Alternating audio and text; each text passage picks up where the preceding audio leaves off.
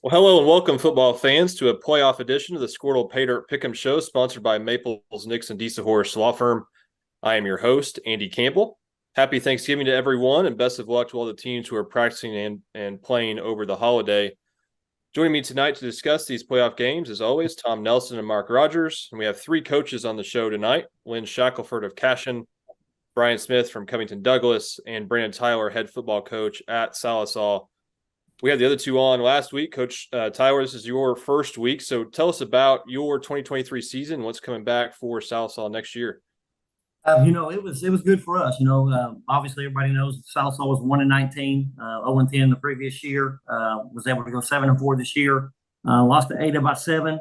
Lost two of the games by 1 point, so we're 9 points away from possibly having a 10-win season. Our kids played great. They bought in. I was able to get there in March. That was a good thing about taking the job early. They bought in from day one, and like I said, we made a good run. But just proud for the community of what we were able to accomplish. Next year, we got 4 of the 5 linemen coming back. We kind of played a little 2 quarterback system this year. So we got 1 quarterback that was a sophomore, Jackson Harris, will come back next year. 3 of our 4 receivers and 2 of our 3 running backs. So offensively, we feel like we're going to be pretty solid again next year. I got to replace quite a few guys on defense, but other than that, we're looking forward to the 24 season. Coach Tyler, thanks for coming on. We're glad to have you. Squirtle is featuring 3 games of the week this week, all of which will be free to watch on Squirtle.tv and the Squirtle app. Tom Nelson and Coach Shack will be in Cashion this Friday at 1 p.m. to call the OBA Regent Prep game that we'll discuss here in a couple of minutes. Todd Miller and Coach Brian Smith will be in Cashion at 7 p.m. on Friday to call the O'Keene and Yale game. Mark Rogers and Norman North head coach Justin Jones will be in Moore to call the Fairview and Stroud game. Let's go ahead and jump into our pick'em games this week. We'll start with the number 1 team in Class 4A. The Poto Pirates are 12-0 after a 28-18 win over Newcastle in the quarterfinals last week. The Pirates will travel to Catoosa on Friday for a semifinal game against Jeff Craig's Blanchard Lions team. Great season in Blanchard with their only loss coming to Piedmont back in early September. Mark Rogers, we'll start with you. Well, I think Brandon probably have a better idea of what's going to happen in this game for sure. I think these teams seem really, really similar to me. I know Poto's undefeated. Blanchard's 1 loss to Piedmont is nothing to be ashamed about. I think this is going to be a really close game. I think it could go either way, but I'm going to favor Blanchard a little bit. I think they can really throw the football, maybe a little bit more diverse. And so I think this one is a field goal game, but I'm going to pick the Lions. Tom Nelson. Poto is one of 2 undefeated teams in 4A. Blanchard is one of the 2 one-loss teams in 4A. Blanchard blew up in a close game with 27 points in the third quarter and racked up 635 total yards last week against Sallisaw. Poto gets another 4A2 opponent after beating Newcastle last week. And I'm trying to find something to separate these two. Their wins over the 2 common opponents, Sallisaw and Newcastle. Blanchard might have a small edge based on last week's win. They last played in the playoffs 2 years ago. Poto won that one big 45-14. I'm going to make a business decision. Blanchard's a game time partner, so I'm going to go with the Lions. Fair enough. Coach Tyler, let's go to you. Very two good football teams. Obviously, like Mark said, we played both of them. 3 of our 5 losses are 3 teams still playing: Ada, Blanchard, and Poto. Poto's going to be physical. They're going to run the wing tee. Coach Warner does a great job with what he does with his guys. Kind of undersized after playing Blanchard last week, like Mark said, and Tom. They're very diverse in what they do offensively. They're going to throw the ball, a lot of RPOs, and they're big, and they can run. And I think they'll match Poto's speed there all the way around. The Collins kid from Poto is probably one of the best football players I've seen in a while at free safety and at running back. Coach Warner's got him healthy again. So I'm like you guys. It's going to be a close ball game, but I'm going to go with our district. Go with Poto in a close ball game, 21-20, somewhere in that area. Coach Smith. Well, like Coach Tyler said, he's played both of them, so I should probably just agree with him. But Poto's undefeated. Blanchard's won 10 straight. Like I said last week, Blanchard has a very good trainer in Tony Aguilera, so I'm going to go with Blanchard in that. Coach Shack. I do like the wing tee. That's a little bit from my past. From the old Morrison 8-man days. But I think Blanchard's schedule set them up great for the playoffs. I think their district they play in is really, really good, really competitive, and I think you've got Coach Craig and those guys. They've got to get they've got to be ready to play every week. And then I think just being a little bit more diverse this time of the year can help you out. If it was going to be snowing or raining Friday night, I might roll with the wing tee, but I think I'm gonna go with the Lions. Plus, they got a Cashin Wildcat on their sideline. Kirk Kirchner, he's an old Cashin boy. So I think I'll pick Blanchard in this one in a close one, like everybody else said. Winner of Poto Blanchard will face either Ada or Wagner in the 4A state championship game on November 30th at UCO. From the number one team in 4A to the number one team in 2A, the Washington Warriors 12-0 on the season and looking to repeat as state champions. This Friday at 7 at ECU, the Warriors will face the Vian Wolverines, who are 8-4 on the year, with one of those losses coming in week 0 to Washington, 55-13. Tom Nelson, we'll start with you. Yeah, I'll keep this one pretty short. You just mentioned it. Washington beat Vian 55-13 back on 0 week. Vian lost their last 2 to finish the regular season, 3rd in 2A5. They beat a couple of 3-loss teams in the playoffs. Now they get to take on the Warriors again. Washington has won their 2 playoff games over Lexington and Meeker by a combined score of 111-14. I haven't picked against Washington all season long. I'm not going to start now. Mark? Yeah, they're going for 28 in a row. They really are loaded. They've got a good junior high group coming up. I'm kind of intrigued by Kiefer on the other side of this bracket. And, Victory Christian went to Prague and won last week. So there's some good teams. There's going to be some challengers in Class 2A to Washington. I don't think that Vian is going to have what it takes to knock off Washington this week. They're really, really good. So good season for the Wolverines to make it to the third round of the playoff again. And Brandon, again, he's coached there, so he knows all about the tradition and what goes on with the Vian Wolverines, but I don't think they're going to have enough to knock off Washington. Coach Tyler? Kind of like Mark said, put me in a bad spot on this one, being the head coach at Vian for 12 years and, still knowing those guys. A lot of the guys that are still on staff are guys that I hired. Rob Boyd, I gave him his first job play for me there at Vian back in 2012. And he's offensive line coach. Talked to him again this morning. And, I think they're going to play him a lot closer this time around. The first time they played, Vian, like the sophomores had graduated, breaking in a new quarterback with the right kid, which is a tremendous athlete. And I think that's one of the reasons why they lost 2 of their last 3 games there was because he was out. He's back healthy again, and he's a dangerous athlete at quarterback. And but again, Washington's great. I've known Brad for a long time and talked to him. That's a good thing about this profession, just like Lynn and all these other coaches in Oklahoma. We got a great fraternity, I guess you can say, and always trying to help each other out. But I think Brad and Washington's doing a tremendous job. And again, they're champions, so somebody beats them. I think it'll be a lot closer game this week, but I think Washington's probably the team to beat. Coach Smith? It's tough to beat a team twice, but Washington's loaded, like you guys have said, and they just seem to be on a roll. How many games in a row they won? 28 in a row. I don't see that changing this week. Give me Washington. Coach Shack? What was it Red Dawn where they had the Wolverine chant? Wolverine. Yeah. I think it might work out similar for Vian as it did for those kids in Red Dawn. But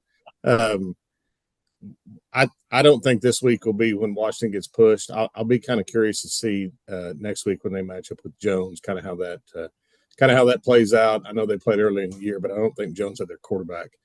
And then I'm pulling for the old foil Panther on the other side with Kiefer to get to the finals. I think that'd be a really good matchup with Washington and Kiefer. But I know Brian said it's really hard to beat a team twice. When you beat a team 55-13, I think that lends itself to not being quite as difficult the second time around. But they got freaks, and freaks matter in the playoffs, and they got them at a whole bunch of different positions. So I'm going to roll with the Warriors, even though the Wolverines a pretty sweet mascot. All right. I thought I was in Red Dawn just trying to get out of Shaq's neighborhood the other night. It continues to be on the news all week. So, yeah, I mean, you got to head on a swivel around here, Mark. Yeah, I know. Seems very dangerous.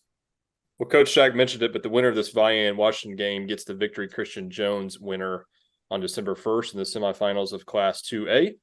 Shaq made a pick in that game, by the way, just then. I mean, if you weren't paying attention. That's right. I did. Already. Hey, I mean, I was pretty good on picks last Friday night. So we'll on plays coming out of timeout. So we'll see if my luck rolls along this week. Unbelievable. That was pretty impressive. If you missed the Fairview Crescent game, Shaq had quite a few good calls predicting plays. He was Tony Romo there. So we'll stay in Class 2A for our next pick'em game. Millwood Falcons 11-1 on the season, looking for another trip to the state championship game for the second year in a row. And the Falcons will play at 1 p.m. on Friday at ECU against the Ida Bell Warriors. Ida Bell moved on to the quarterfinals with a 42-28 win over Kansas a week ago. Mark Rogers. Well, I was trying to get some inside information from Ida Bell earlier tonight. Ravian Larry is really, really good running back that Ida Bell has, and he's been hurt, but he came back and played in the second half against the game against Kansas last week and helped Ida Bell get the victory. And then also had the pleasure of watching Mercedes Lopez at the state basketball tournament for the Ida Bell Lady Warriors, and her twin brother had a big game last week against Kansas to help the Warriors advance as well.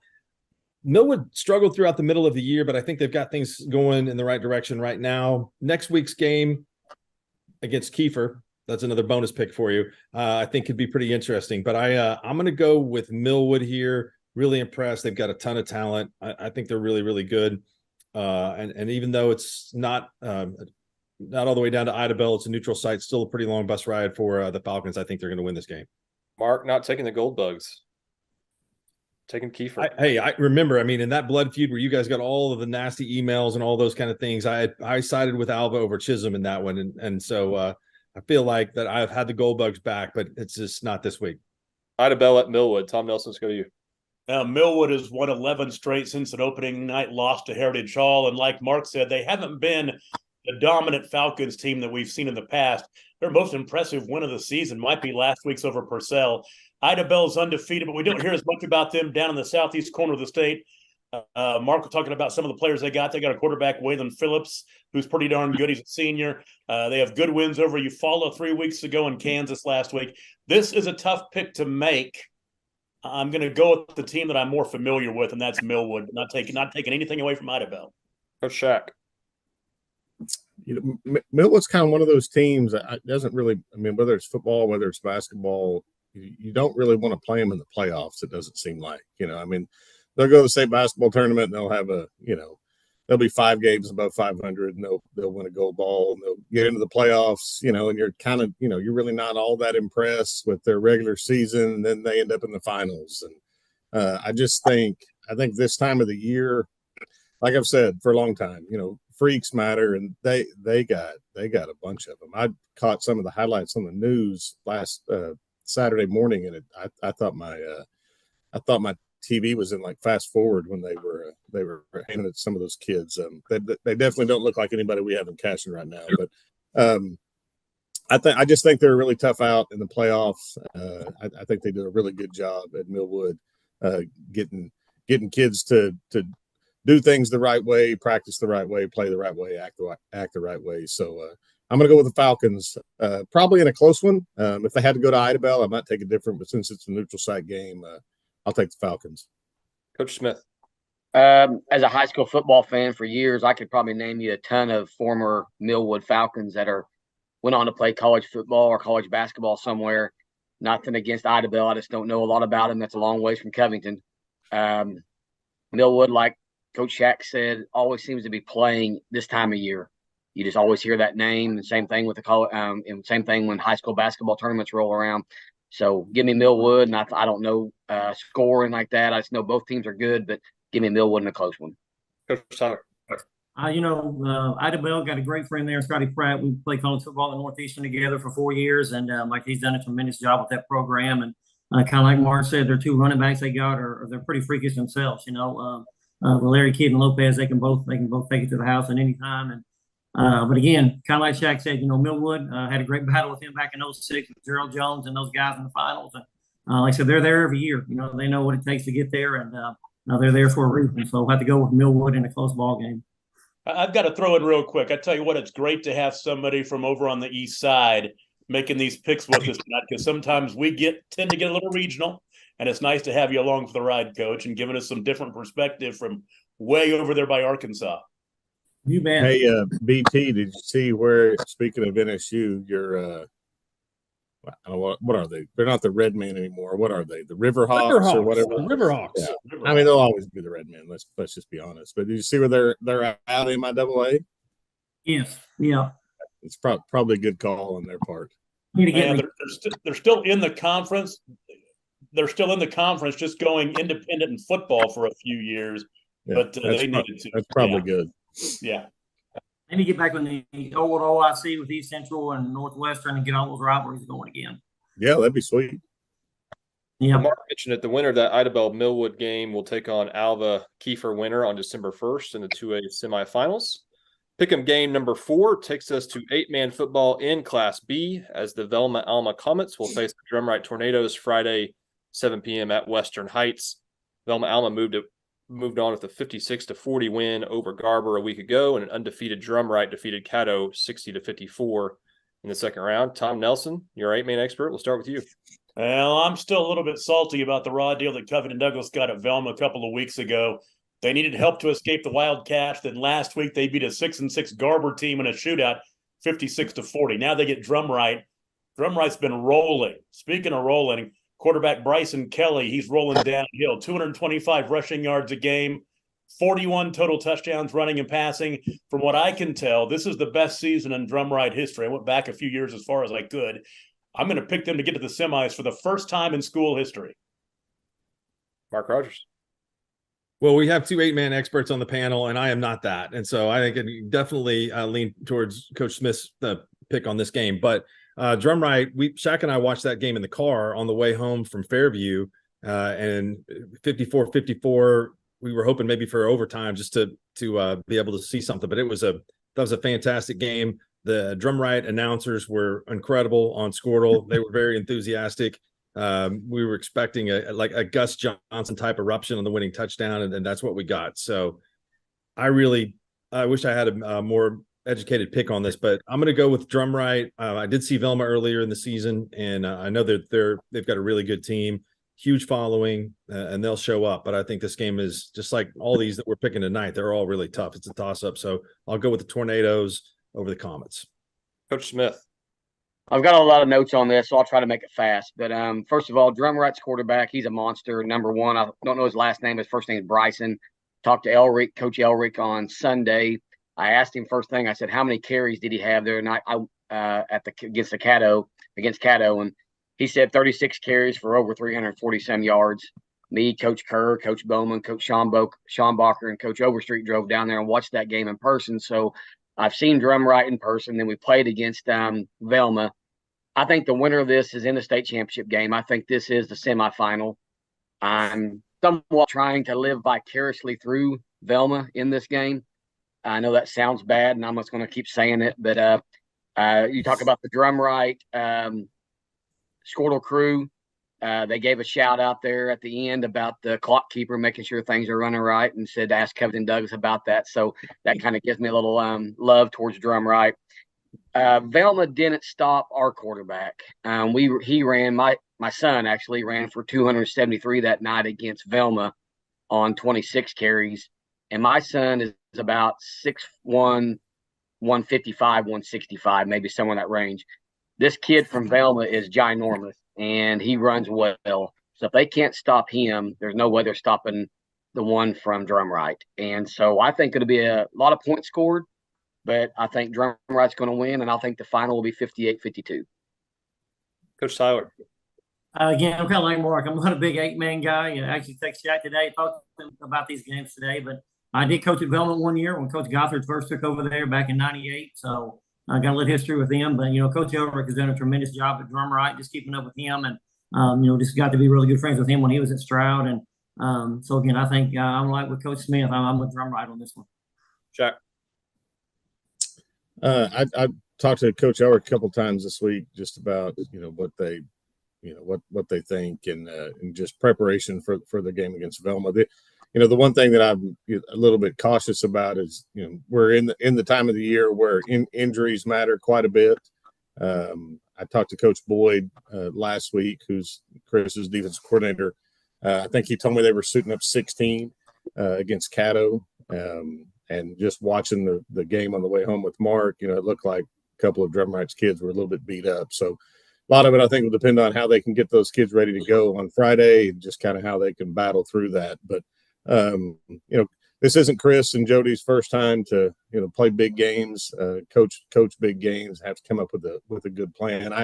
I think it'll be a shootout, like Brian said. There might be kind of one of those deals of whoever can get the ball last. But I'm gonna go with Drumright, just kind of for no other reason than I'm kind of like Tom. I'm kind of pulling for the greatest Drumright season in Drumright history. To see if they can get to the semifinals. I mean, it'd be cool if they name something after Chris and in Drumright, but it might be the Quick Stop or whatever. But still, just be really cool if Drumright can pull that off. So I'm gonna go with the Tornadoes, and maybe like last week on a score with 8 seconds left to win, something like that. Coach Smith made a bonus pick, picking the winner of this game to make it all the way to the state championship game. But the winner will face either O'Keene or Yale in the Class B state semifinals next week. Tom? Can I throw a question out there to our esteemed coaching panel, because you guys have been there and done that? This is Thanksgiving week. How important is your Thanksgiving schedule and having that experience of playing on Thanksgiving week, to your success playing on Friday or Saturday after the Thanksgiving holiday break? You mean like how important is the preparation for that week? Or just I guess the distraction. Yeah, the distraction. I mean, when you're used to doing it, it's got to help it become. I know for some schools, when you're there year after year, it just becomes kind of second nature. How tough is it for maybe a school that's not used to playing on Thanksgiving weekend to put that together?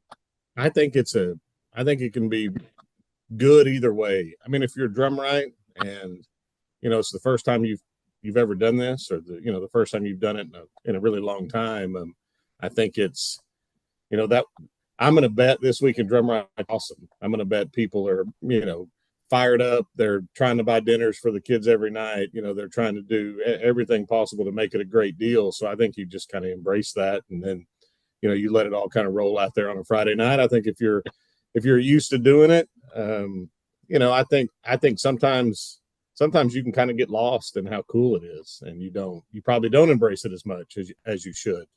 So hopefully all these teams that are preparing this week and getting ready to play on Friday night, hopefully they're enjoying the moment and understanding that it's not something that's easy to do. And especially teams that are playing in the semifinals this week. I mean, it's a huge deal, and it ought to be celebrated, and ought to be embraced. So hopefully all those things are happening. All right, let's go ahead. Go ahead, Coach Sauer. Trying to keep it as normal as possible, and to me, it lets you prepare a little bit more, because now you can watch a little bit more film with the kids.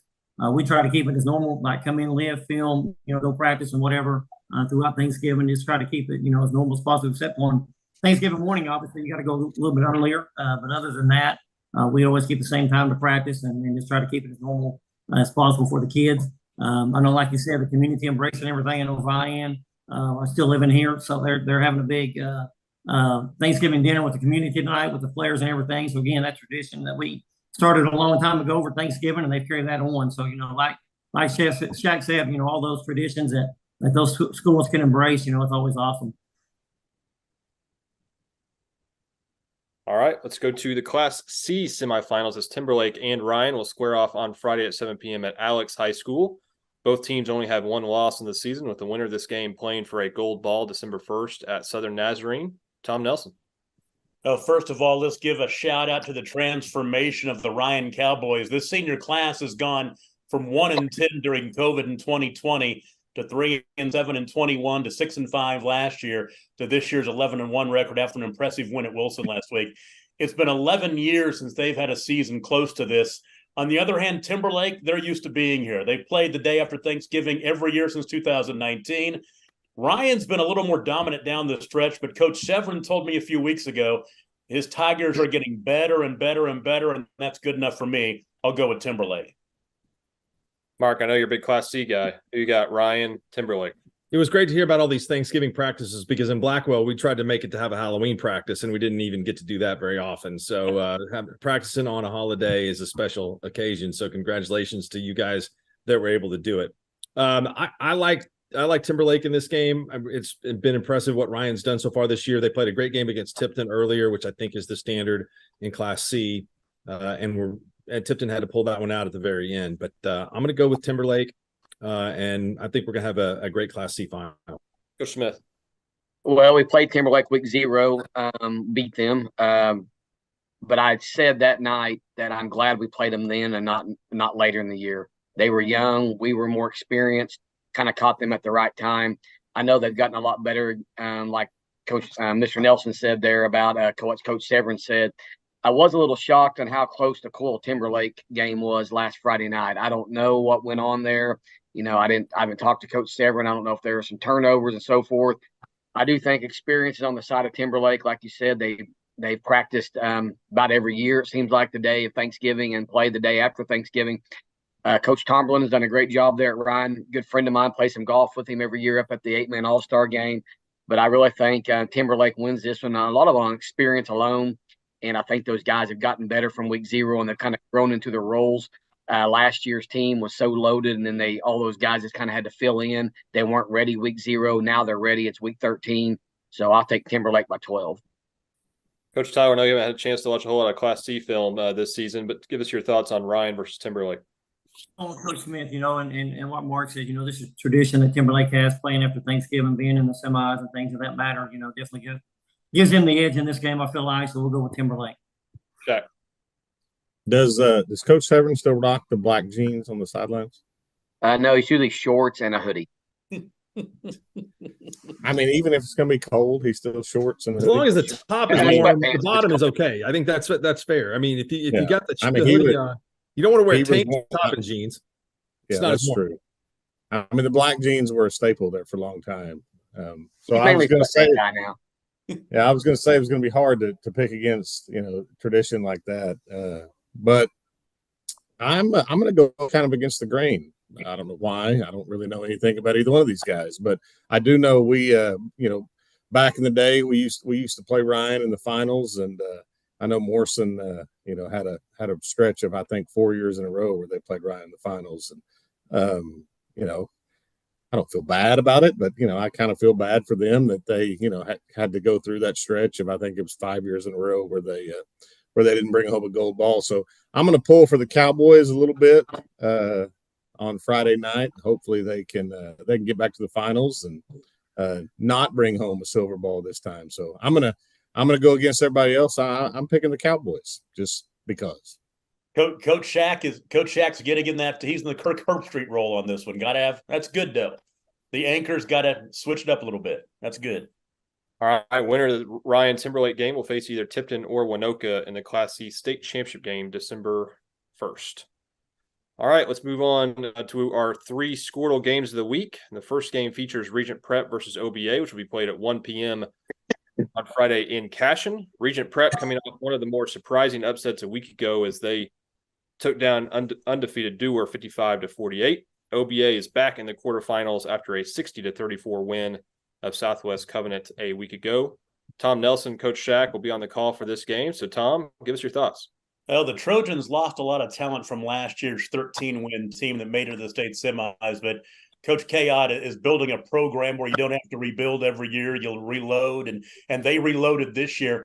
Their only loss was by 4 points to Sealing, and that might be the most impressive game of the season. I saw that game that night. They were right in there, had a chance to win that ball game.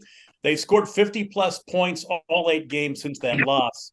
Let's talk about Judd Cheatham. We talk about him a lot on the show, but he's 5'8", 155 pounds. He's got over 2,600 yards rushing so far this season, and he's a lot of fun to watch. Looking forward to seeing him on Friday afternoon. Regent went on the road and made some of us look bad as they beat Dewar in a shootout 55-48. Adam Bishop's been the head coach of the Rams since day one in 2011. They're making their last run through the 8-man ranks before they move up to Class A next year. They've got a quarterback is named John Mark Rawler, and he's getting looks from FCS schools right now. He expects to hear from bigger schools when he plays 11-man next year.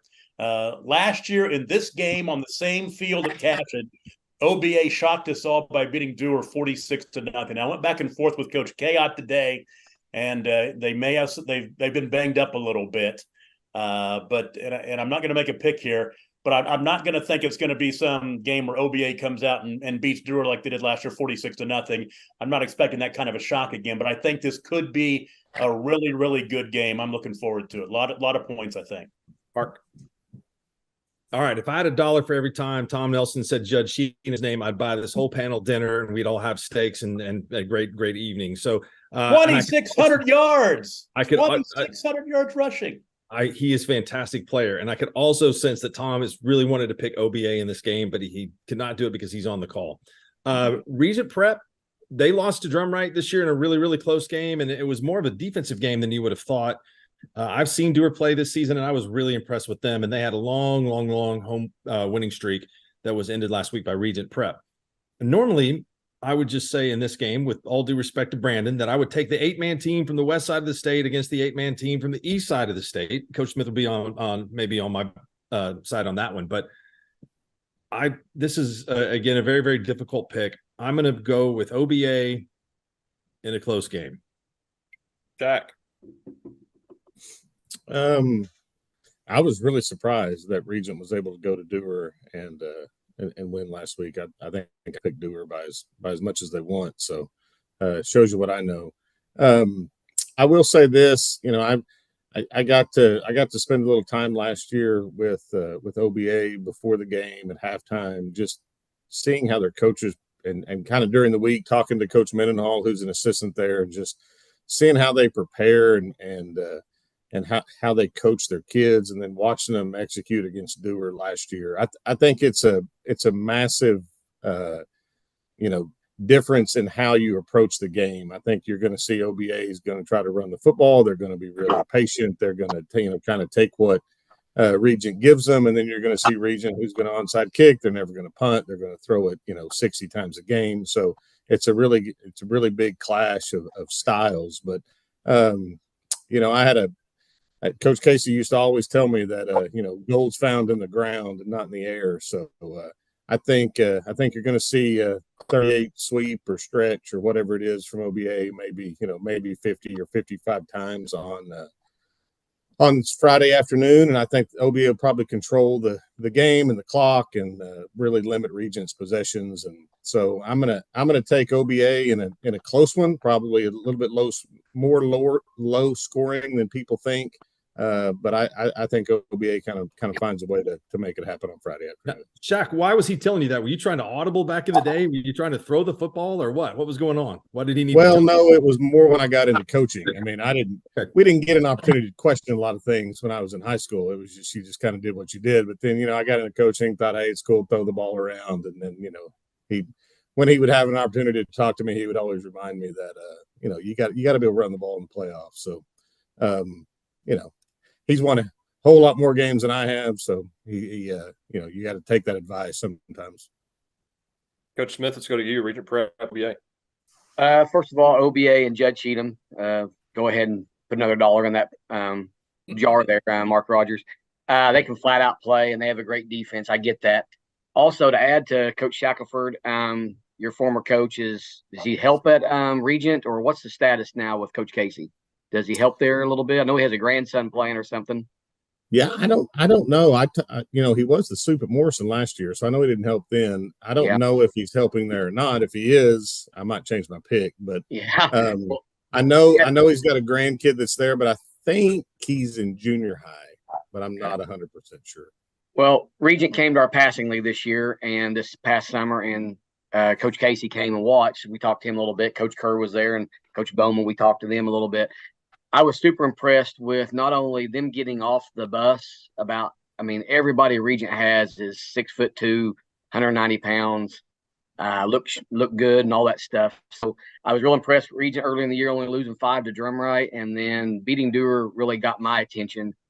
I may be alone in this, but I'm taking Regent in a close one. I think they run the ball more than some people give them credit for.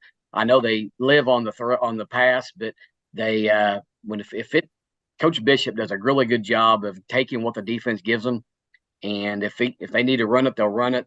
That quarterback, he started 2 years ago as a freshman when we played over there in the playoffs against Regent in the first round. Super impressed with him as a freshman. I'm sure he's a heck of a lot better now. I think it's going to be a great game. I'm going to come down and watch it. I think it'll be a great game, but give me a Regent Prep. Coach Tyler. I kind of like Brian said, Coach Smith, Dewar, when I saw that score last week as well, Regent went down there. Dewar was in our district when I was in high school. I know how tough they are. Those kids are are tough over there, and for them to go down there and beat them last week is pretty impressive. It's their home field, and when I was at Gore last year, they were in our regional basketball tournament that we hosted, and like you said, they looked the part, and they got some good looking kids there. Again, I want to take Regent Prep in this ball game. Regent Prep will be a winner to face either Waweka or Sealing on December 1st in the Class B semifinals. Now for our second Squirtle game of the week, also an 8-man football game, Yale versus O'Keene. There will be a new champion in Class B this year as the Whippets took down the defending champ Laverne 46-36 a week ago. O'Keene now faces a Yale Bulldogs team who is 9-3 on the season in the Class B quarterfinals after a 52-30 win over Keota. Todd Miller, Coach Smith on the call for this game, but Tom Nelson, let's start with you. Well, Coach Smith and I both mentioned last week late in the show that this was a game. Last week's O'Keene Laverne game was a game we're going to keep an eye on, and O'Keene kind of shocked me a little bit. They played up and beat Laverne. Now, the Bulldogs at Yale are having their best seasons as they went up 10-2 back in 2003. They ride their quarterback Cornelius Prather, has over 1,000 yards rushing, or actually 1,100 yards rushing, and 1,300 yards passing, and has had a hand in 37 touchdowns this year. They've lost 3 games this season, all to teams that are still playing: OBA, Drumright, and Regent Prep. It's been a renaissance season in O'Keene. New head coach Tanner Allen, the legendary Whippet Jeff Wardlaw, waking the Whippet echoes. Luke Swartwood, the transfer in from Canton, has given them the weapon they needed to run the football. He's over 1,000 yards rushing this year. Brody Jenkins has been a good dual threat weapon at quarterback, and the Carrs brothers, Williams and Harley, have been beasts at linebacker. They made a huge statement going on the road and beating Laverne last week. They're going to make another statement this week and get to the semifinals. So go Whippets. Mark Rogers. Well, anytime a team has some brothers where you just refer to them as the Carr brothers or whatever, I think that gives them an advantage. Shaq and I were going to stop in the Galvanized Palace in O'Keene on the way back, but it looked like the Galvanized Palace was closed and maybe there was a new burger restaurant there. But I did talk to a friend of mine that is from O'Keene, and he said the Galvanized Palace is still open, but just at that late hour, it was closed that night. So they will probably be celebrating in the Galvanized Palace in O'Keene after they take out Yale, and we'll see what they can do as they progress to the Class B playoffs. But Tanner Allen does a great job, and he's got this team playing really, really well. Big upset last week over Laverne, so I'll take the Whippets. Coach Smith. Well, these are two teams I think have quietly gotten to the quarterfinals. I think a lot of people didn't really expect either one of them to be there. Like me and Tom talked about last week, we was expecting a tough game versus O'Keene and Laverne. I don't know if either one of us thought O'Keene would win, but we knew it would be tough. To give a plug to the CD Wildcats, we beat O'Keene week 10. Tom, I think, was you there? I was there that night, yep. It was a fun game. Yale has been overshadowed by Regent and Drumright all year long in their district. O'Keene has improved each and every game. I'm a big fan of the Carbs boy at linebacker and his brother, Swartwood, Jenkins, all the stuff you said. So I'm not going to make a pick in this one, but I think it's an exciting game in that both of them have gotten there a little bit under the radar. And the winner will get Velma Drumright winner and set up for a chance to go to the state championship game. So I'm excited about calling this game with Todd Miller, and it's going to be a fun game to watch. Yale was in our district 2 years ago, played them 2 years there in a row. And, a lot of times, Yale's only about an hour from Covington, just never see them that much. We don't see them at track meets, don't play them in basketball, nothing like that. So it's kind of a unique deal. And then O'Keene coming down from 11-man a few years back. So new to 8-man, but excited about this game. And I think it could go either way, but a lot of good things going both directions for both teams. Coach Tyler.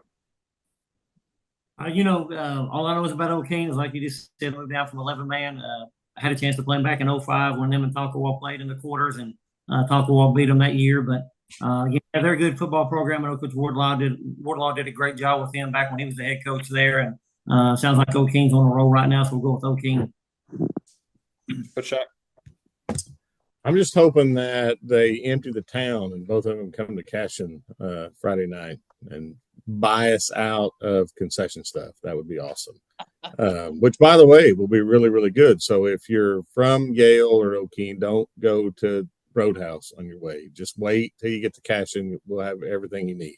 You're going to have the world famous strawberry sheet cake? Yeah, sure. We'll have whatever you need.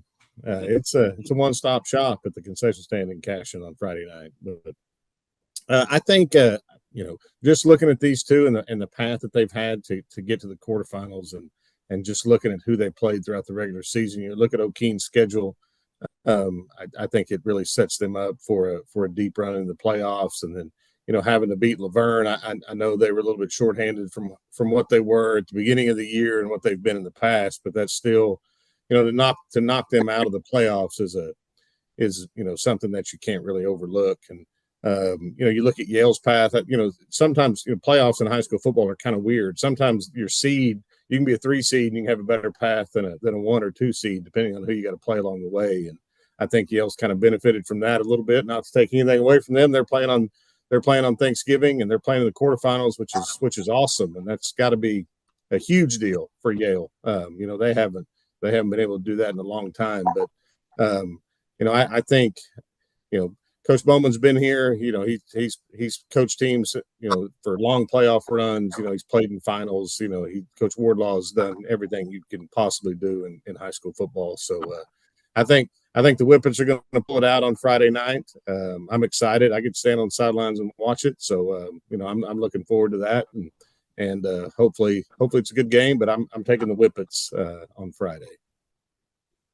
And now for our final Pay Dirt Pick'em game and our other Squirtle game of the week, the Fairview Yellow Jackets, defending Class A state champions, and during their 2022 run to the Gold Ball, faced a really tough test in the quarterfinals against the Stroud Tigers, with Fairview getting the win in that night, 27-21.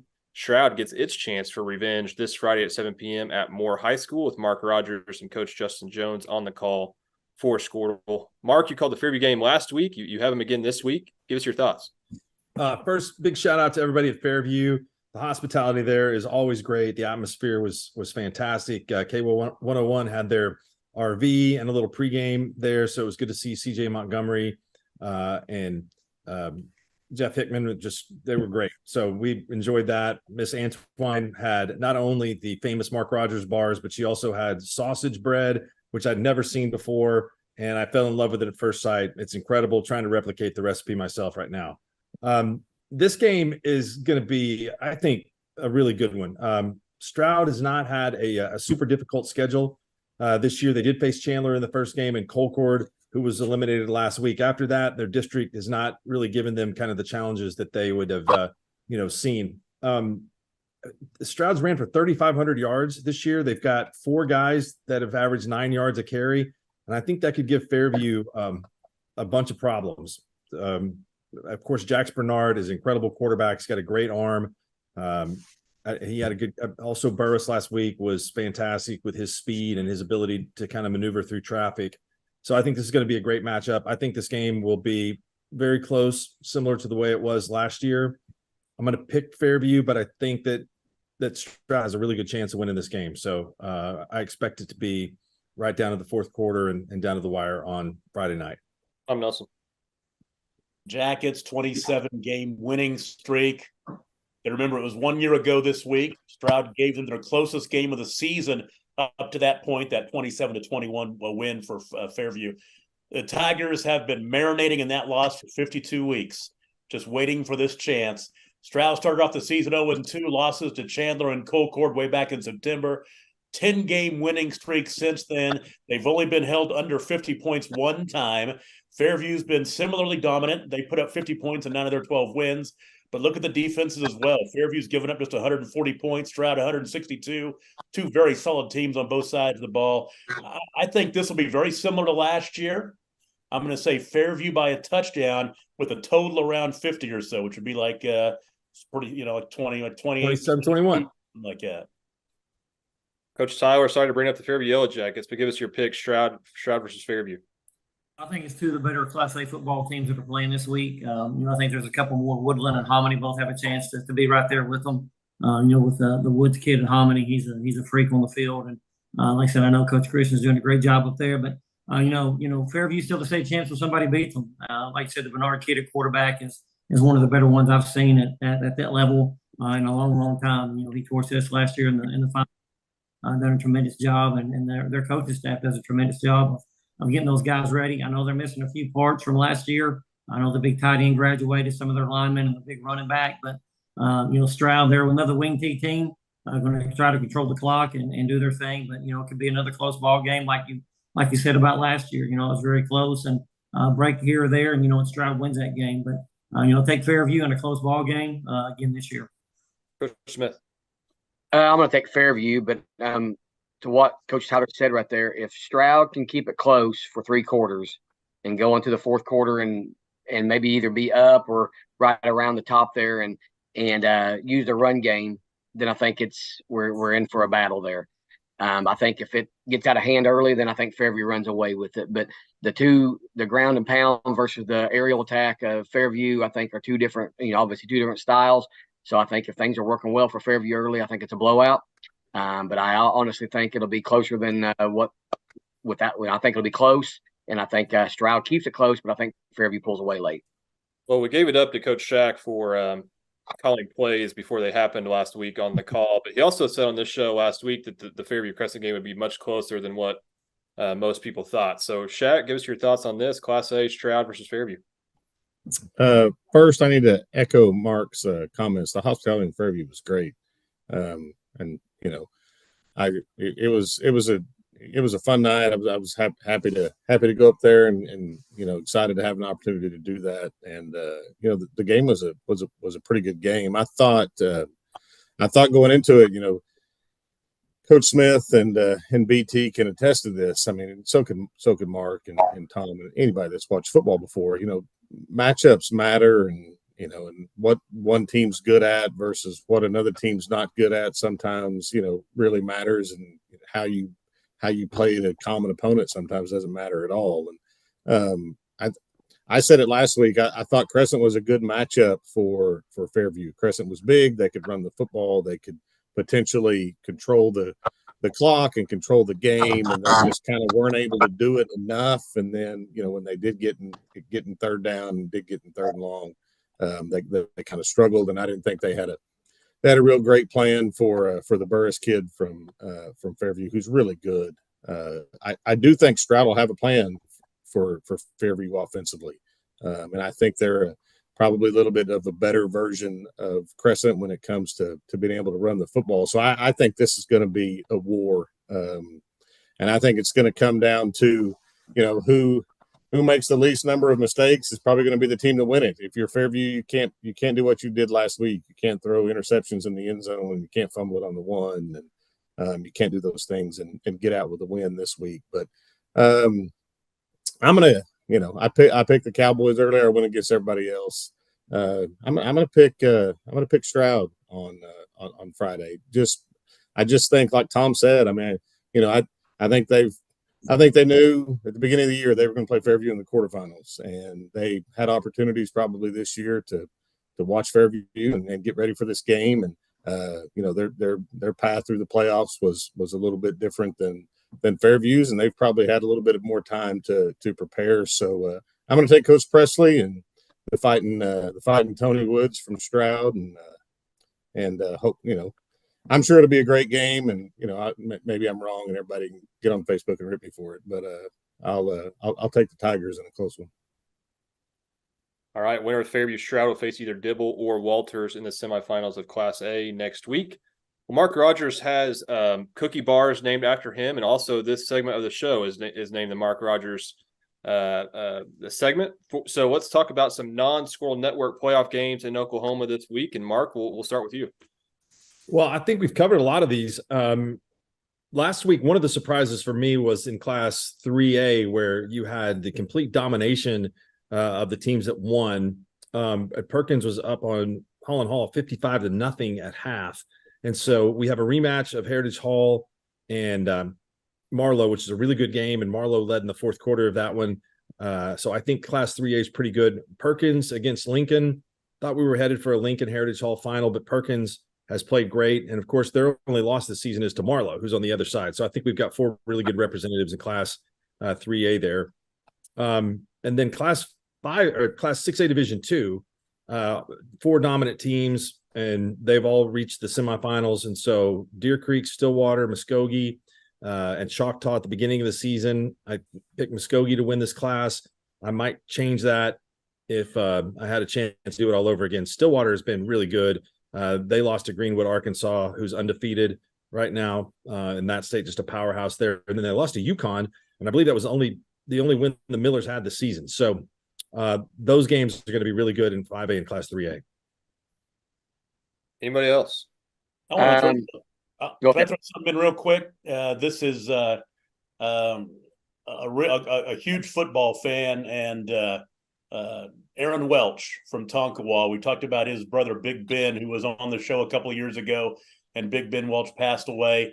Aaron Welch is a big member of the Tonkawa family over there, and he was diagnosed with colon cancer this week, and he's had a tough couple of years. He lost his brother. He also lost his infant son, passed away a couple of years ago as well. And so now he's on his way to MD Anderson to battle the colon cancer. And he has a GoFundMe for expenses. I'm going to put that link on the Facebook link, on the Squirtle Facebook link for this show. But if anybody can help out Aaron Welch from Tonkawa, it'd be much appreciated. And we're praying for you, Aaron. I know you're watching. So Absolutely. Best wishes to Aaron and his treatment. Tom, thanks for letting us know. We're looking forward to that link. Coach Smith? A team that we haven't talked about a lot in the last 2 weeks anyway is Sealing.